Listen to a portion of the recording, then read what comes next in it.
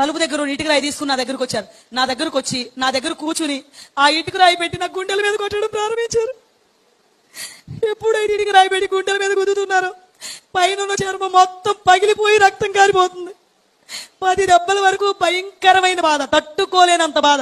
విపరీతంగా వచ్చేసి చర్మం అంతా పగిలిపోతుంది, రక్తం కారిపోతుంది. విరిగి ఎలా పడిపోతుందో అలా నేను బోర్లాగా పడిపోయాను.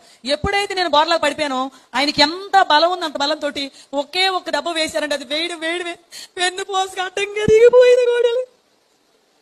నిజంగా మన దేవుడు గొప్పవాడు కనుక నన్ను బ్రతికించాడు, కానీ లేకపోతే వెన్నుపోసు 2 ముక్కలైపోవాల్సింది. ఆ బాధను భరించలేక మళ్ళీ అరుస్తూనే వెల్లికిలా తిరిగిపోయాను. ఎప్పుడైతే వెల్లికిలా తిరిగానో ఛాతి దగ్గర నుంచి మోకాళ్ళ వరకు ఎక్కడ అవకాశం ఉంటే అక్కడ అదే గొడ్డలు పెట్టి నరిగేస్తున్నారు. ఇటు అరుగుతుంటే అటు తిరుగుతున్నాను, అటు అరుగుతుంటే ఇటు తిరుగుతున్నాను. అనుకోకుండా ఒక గొడ్డల దెబ్బ వచ్చి కరెక్ట్ గా నా ఎడమ వైపున ఉన్న మోకాల్లో దిగిపోయిందండి గొడ్డలు.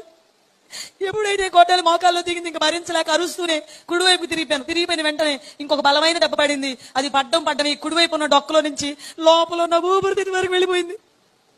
ఎలా వెళ్ళిందో కానీ తిరిగి లాగుతుంటే గొడ్డలు రావట్లేదు, బట్టలు పట్టేసి. ఇప్పుడు నా పరిస్థితి ఎలా ఉందంటే మనం కోడిని గనక మెడగోసి ప్రక్కన వదిలేస్తే ఎలా తన్నుకుంటుంది అంతకంటే భయంకరంగా నేను తన్నుకోవడం ప్రారంభించాను. ముఖ్యంగా నాకు కళ్ళు కనపట్లేదు, కళ్ళ నిండా రక్తం పడిపోయింది. ఏం జరుగుతుందో నాకు తెలీదు. ఇల్లంతా అలా కొట్టుకుంటూనే ఉన్నాను.